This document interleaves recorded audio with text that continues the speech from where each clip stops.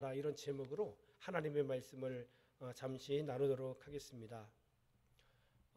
한국에서 일어난 사건인데요. 1994년도 5월 19일 0시 자신의 부모를 무참히 살해하고 방화까지 저지른 1971년생 박한상이라는 사람의 사건을 여러분 아십니까?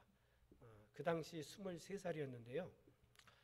그는 부유한 가정에서 태어났습니다. 그래서 이제 미국 유학도 하게 되었는데 미국 유학 중에 공부는 잘 안 하고 이제 도박에 빠진 겁니다. 그리고 향락에 빠져서 막 탕진하게 되는 그런 상황에 이르렀는데 한국에 계신 부모님이 이제 이 사실을 알고 강제적으로 이제 들어오라고 그렇게 한 거예요. 그래서 공부도 제대로 하지 못하고 향락과 그리고 도박에 빠진 채 이제 한국으로 이제 들어오게 된 겁니다. 이 사건 때문에 뭐 집에 들어왔으니 아버지하고 어머님이 얼마나 잔소리를 했겠어요. 사실 이거는 잔소리가 아니라 훈계였겠죠. 그렇게 살면 안 된다. 도박을 더 이상 하면 안 된다. 이렇게 얘기했겠죠. 그런데 그것이 반감을 사게 되었던 거예요. 본인한테는 말이죠. 결국은 이 부모님이 사실은 이제 그 한약방 뭐 이런 약재상 같은 것을 했었기 때문에 강남에서도 아주 부유한 그러한 가정이었는데 생각하기를 이 박한상이 생각하기를 내가 이 빚을 빨리 청산을 하고 100억 이상 되는 아버지의 유산을 빨리 내가 상속받아야 되겠다 이런 안 좋은 생각을 갖게 된 겁니다. 그래서 결국은 이제 아버지와 어머님을 죽인 거죠. 흉기로 찔러서 죽였는데 한 50에서 한 60회 정도의 칼로 이렇게 찌른 겁니다. 그리고 이것을 완전 범죄하기 위해서 집에 불을 지른 거죠. 그러나 결국은 드러나게 된 것이죠. 이 사건은 이 천인공노할 시대에 어떤 그러한 있어서는 안 될 이런 사건. 그래서 대한민국이 그 당시 엄청난 충격을 받았던 그러한 사건입니다. 요 근래에도 이런 일들이 또 일어났더라고요. 7월 10일 날 일어난 사건인데 흉기로 부모님과 또 친형을 찔러서 살해한 A씨의 사건이 있습니다. 근데 이 범죄를 저지른 동기가 참 너무 말이 안 되는 겁니다. 형이 훈계해서 가족을 살해했다는 겁니다. 집에서 이렇게 부모님과 함께 있는데 자꾸 이렇게 일 안 하고 있으니까 어머님이 안타까워서 훈계를 한 건데 그 훈계하는 어머님을 갖다 폭행을 한 것이죠. 근데 형이 보고 누가 그걸 가만히 두겠어요. 형이 이제 때린 거죠. 그랬더니 그것이 그 안에 이제 앙심을 이제 품게 되었던 겁니다. 형이 그 얘기를 했거든요. 너 한 번만 더 엄마한테 손대면 내가 너 죽일 거야. 이런 얘기를 한 거예요. 충분히 그 당시에 그렇게 말할 수 있지 않았겠습니까? 어떻게 부모님을 그렇게 때릴 수가 있겠어요? 근데 결국 이것이 앙심이 되어서 형을 살해하고 부모님을 살해한 이러한 있어서는 안 될 사건들이 있었습니다. 얼마나 여러분 충격적인 사건입니까? 그 상황들을 바라보았던 뭐 대한민국뿐만 아니라 그 주변에 있었던 지인이나 이런 어떤 일가 친척들한테는 이게 얼마나 여러분 충격적인 그런 사건입니까? 오늘 여러분 시편 3편에 보면은 이런 동일한 사건이 사실은 재현이 됩니다. 오늘 본문 말씀을 보시면은 시편 3편 표제에 다윗이 그의 아들 압살롬을 피할 때에 지은 시 이렇게 나오고 있습니다. 우리가 잘 알고 있는 성군 다윗, 그는 정말 한결같이 하나님을 온전히 섬겼던 그런 왕이죠. 그런데 그가 엄청난 위기를 만난 겁니다. 그가 배 아파서 난 자식 압살롬이 아버지를 잡아 죽이려고 쫓아오고 아버지는 방어할 생각도 못하고 너무 성급하게 그저 예루살렘 성에서 도망쳐 나와서 목숨을 연명하게 되는 이런 위기와 엄청난 이 사건이 사실은 오늘 본문의 배경입니다. 있어서는 안 될 일들이 지금 이 시대에도 일어났지만 지금 다윗의 시대에서 여러분 이런 사건들이 일어난 겁니다. 이 내용을 여러분들이 자세히 보기 원하신다면 이후에 집으로 가서 사무엘하 15장부터 18장의 말씀을 한번 깊이 묵상해 보시기를 바랍니다. 다윗의 아들 압살롬의 반란으로 목숨만 겨우 부지하고 예루살렘 성에서 도망치게 되니 이 신세가 얼마나 처량합니까? 근데 그뿐이 아니잖아요, 여러분. 도망치는 다윗의 모습을 보면서 수많은 사람들이 조롱을 합니다. 손가락질을 합니다. 오늘 그 내용이 지금 1절과 2절에 보면 나오거든요. 자, 우리 1절의 말씀을 한번 같이 봅시다. 시작. 여호와여, 나의 대적이 어찌 그리 많은지요. 일어나 나를 치는 자가 많으니이다. 아멘. 지금 뭐라고 다윗이 고백하냐 하면 대적이 너무 많다는 겁니다. 심지어 자식까지 죽이는, 나를 죽이려고 쫓아오는데 그뿐만이 아니라 주변에 많은 사람들이 적이 되어서 대적이 되었다, 이렇게 말씀하고 있는 거예요. 원어적으로 보면 이게 어떤 뜻이냐면, 대적이라는 의미는 나를 괴롭히는 사람 때문에, 나를 괴롭히는 자들 때문에 옴짝달싹 못하게 되었다, 이런 의미가 있는 겁니다. 지금 보니까 다윗의 목숨이 경각에 달려 있습니다. 지금 이런 상황 속에 지금 처해 있는 것입니다. 왕이었던 다윗, 성군이었던 다윗이 이렇게 지금 엄청난 고난과 위기 속에 빠져 있는 것이죠. 자, 2절의 말씀을 보시면 조금 더 구체적입니다. 시작. 많은 사람이 나를 대적하여 말하기를 그는 하나님께 구원을 받지 못한다 하나이다. 자, 여러분, 많은 사람들이 손가락질하면서 다윗에게 뭐라고 얘기를 하냐면 하나님께 구원을 받지 못한다, 지금 이렇게 이야기를 지금 듣고 있는 거거든요. 여러분, 이게 아무것도 아닌 게 아니시죠? 아닙니다. 무슨 의미냐면 이 정 목사한테 지나가는 사람들이 손가락질하면서 하나님께서 정 목사하고 이제 함께하지 않으셔, 이런 손가락질을 듣는 거거든요. 정 목사는 이제 하나님께 버림받았어, 여러분, 이런 의미거든요. 그러면 제 입장에서 여러분, 이 목회자로서 21살 때부터 30년이 넘는, 지금 제 나이가 55세, 54세 정도 됐으니까 지금 몇 년을 제가 목회한 겁니까? 30년 넘게 그냥 한 길을, 오직 한 길을, 주를 위해서 내가 달려왔는데 수많은 우여곡절 속에서도 하나님 은혜 가운데 살았는데, 만약에 사람들이 저를 보면서 하나님이 너와 함께 하지 않으셔, 그러면 전 정말 너무 힘들 것 같아요. 지금 그렇게 당한 건 아니지만 그거 생각만 해도 지금 눈물이 나요. 다윗의 마음이 어땠을까? 10분 저는 이해가 됩니다.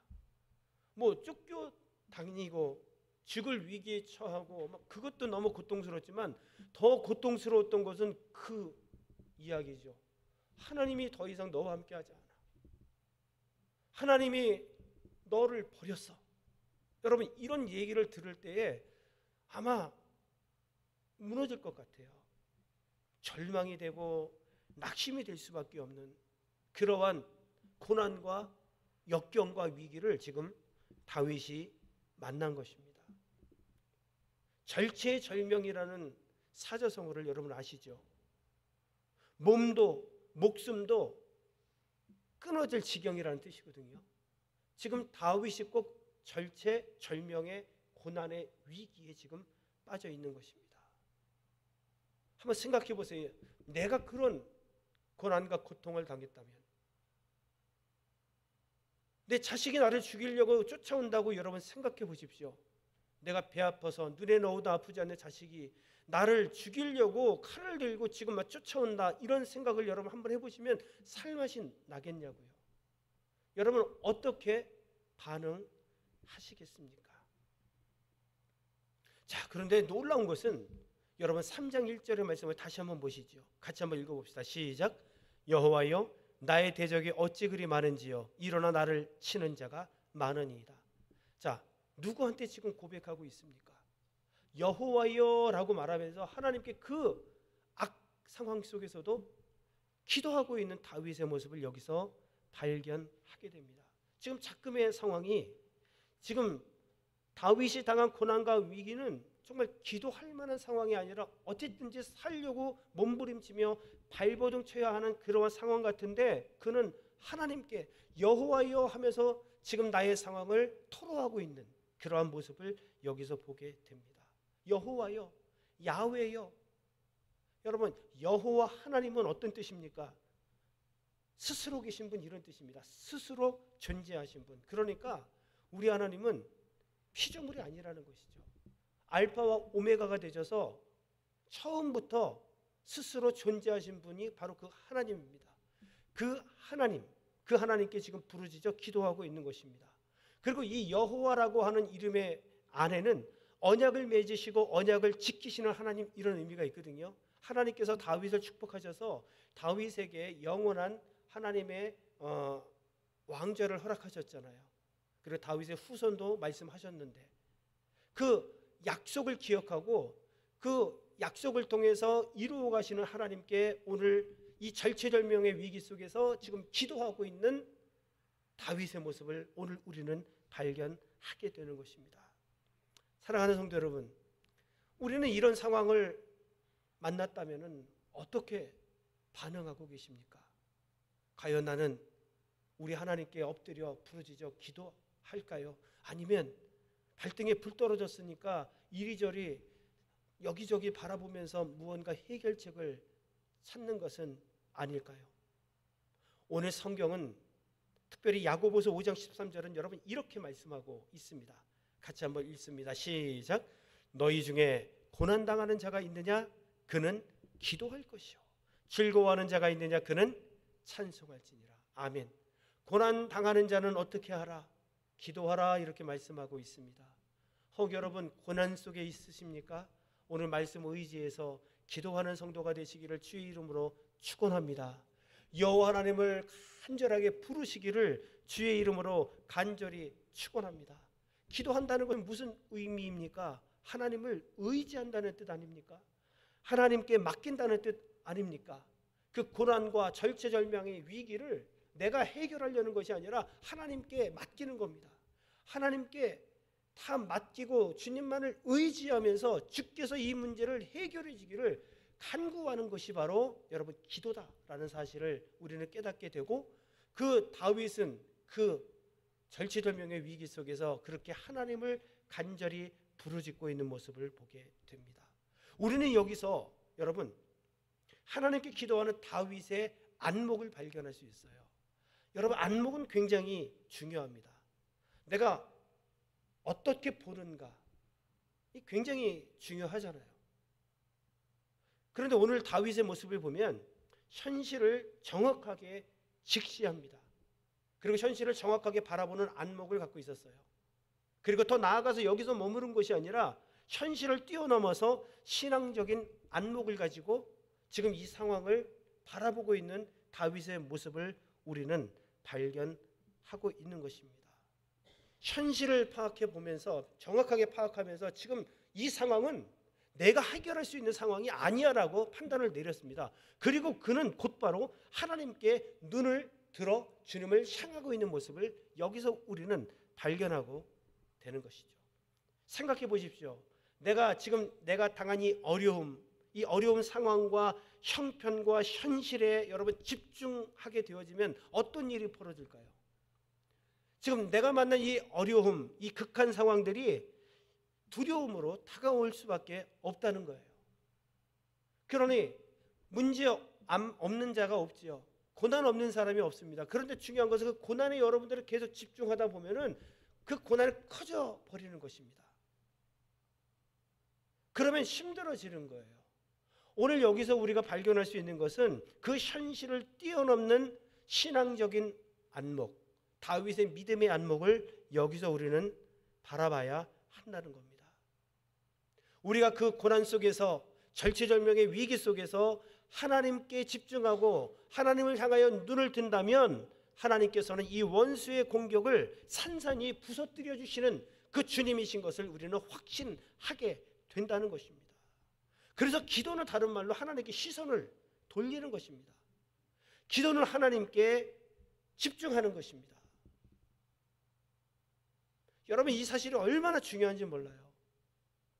하나님께 눈을 들어 주님께 집중하는 성도가 되시기를 주의 이름으로 축원합니다.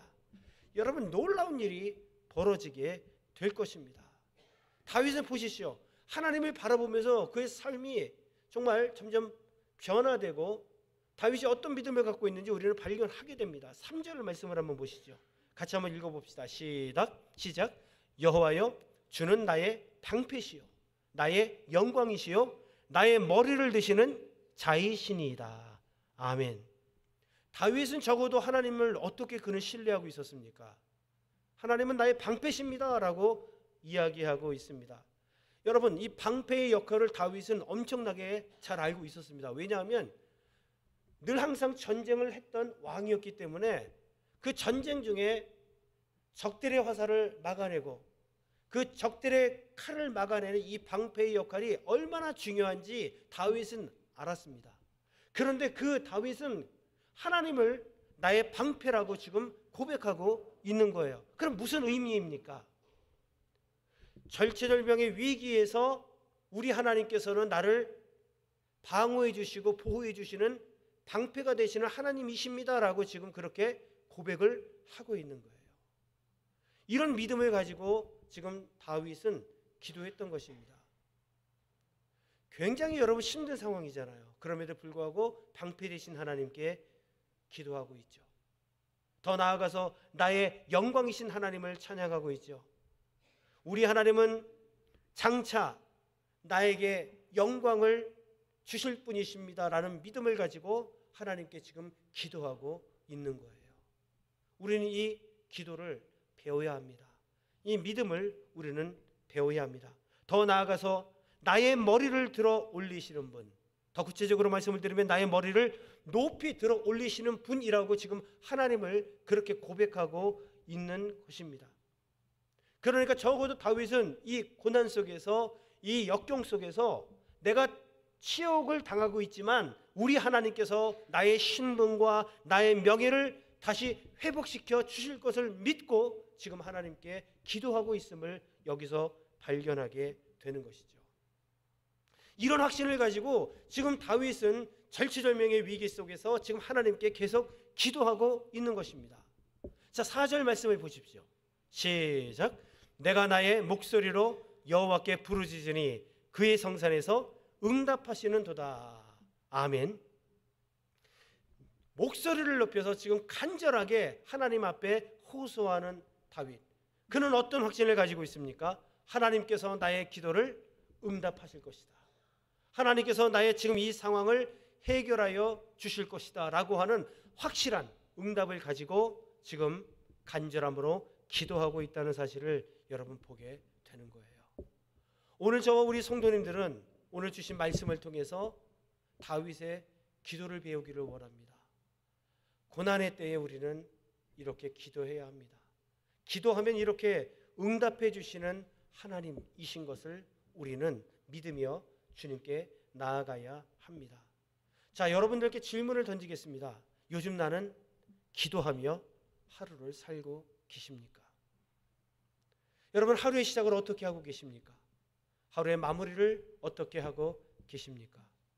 기도는 나와 정말 가까이 있습니까? 아니면 기도와 나는 정말 멀리 떨어져 있는 그러한 관계에 있습니까? 우리 하나님께 기도하십시오. 이 사실을 알고 다윗은 계속해서 하나님께 믿음으로 기도합니다. 5절 말씀을 보시죠. 시작.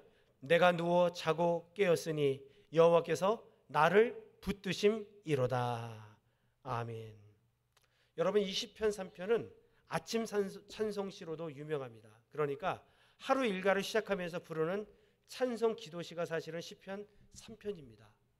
이번 주간 한번 우리가 이렇게 하나님 앞에서 여러분들이 하루를 시작하기 전에 아침에 잠에서 일어났을 때 시편 3편을 한번 읽고 하나님께 잠시 묵상하고 기도하면서 하루를 시작하면 어떨까요? 여러분, 이런 고난이 다가왔을 때 잠이 옵니까? 잠 안 오죠. 어떻게 잠이 오겠어요? 우리는 아마도 어쩌면 뜬 눈으로 하루를 세울지도 모릅니다. 그 어두운 밤을 눈을 뜨고 여러분 우리가 지낼 수도 있을 것입니다. 그런데 다윗은 그렇지 않았어요. 그러한 위기 속에서도 하나님께서 나를 붙들고 계시기 때문에 이런 믿음을 가지고 그는 평안하게 잠을 자고 아침에 일어나서 하나님을 찬양하고 있는 이러한 모습을 우리는 여기서 발견하게 됩니다. 여러분, 기억하십시오. 우리 하나님은 아침마다 나를 새롭게 붙들고 계시는 하나님, 여러분 그 하나님을 믿으시기를 주의 이름으로 간절히 축원합니다. 아침마다 그래서 우리는 새로운 거예요. 주님께서 나를 붙들기 때문입니다. 우리 학생들은 아침에 일어나서 학교 가기 전에 이 말씀을 부여잡고 하나님 오늘도 나와 함께 하시고 나를 붙들어 주십시오 기도하시고 하루를 시작하십시오. 직장인들은 이 말씀을 부여잡고 하나님 오늘 하루도 이 직장관의 삶 가운데에 정말 주님께서 나를 붙들어 주셔서 믿음으로 하루를 살 수 있도록 내 삶을 주관해 주십시오라고 여러분 우리가 이렇게 기도하고 하루를 시작한다면 정말 놀라운 하나님의 축복을 맛보게 될 것입니다. 이토록 하나님의 붙드심을 믿고 다윗은 기도했습니다. 그래서 그는 이렇게 고백을 합니다. 6절입니다. 시작. 천만인이 나를 애워싸 진친다 하여도 나는 두려워하지 아니하리이다. 아멘. 붙들어 주시는 하나님을 믿고 지금 기도하고 있는 다윗은 정말 두렵지 않은 거예요.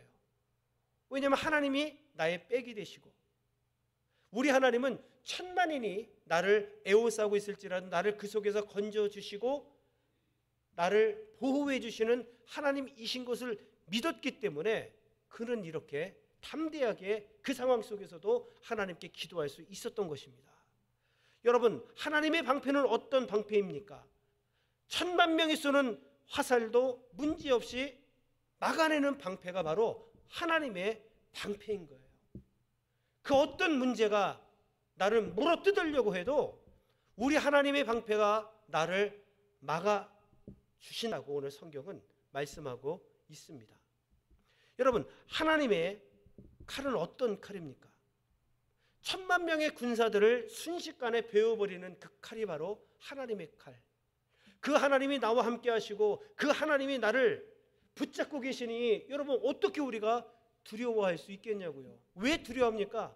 그런 하나님을 내가 보지 못하고 내가 믿지 못하고 의지하지 못하며 그와 상관없이 내가 있기 때문에 때로는 작은 일에도 우리는 두렵고 무서워 벌벌 떠는 것입니다. 그런데 그 어떤 것들도 두려워할 필요가 없는 거예요. 하나님께서 나를 붙잡고 계시기 때문에 하나님의 방패가 모든 문제를 막아내시고 하나님의 칼이 10,000,000인도 순식간에 보여버리기 때문에 저와 우리 성도님들은 두려워하지 않고 담대히 하나님 앞에 나아갈 수 있는 것입니다.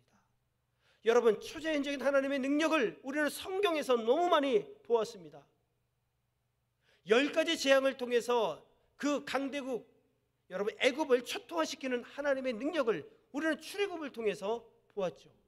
뿐만 아니라 애굽의 군사들을 홍해 바다에 수상시켰던 그 능력의 하나님, 다윗이 뭐 한 게 있어요?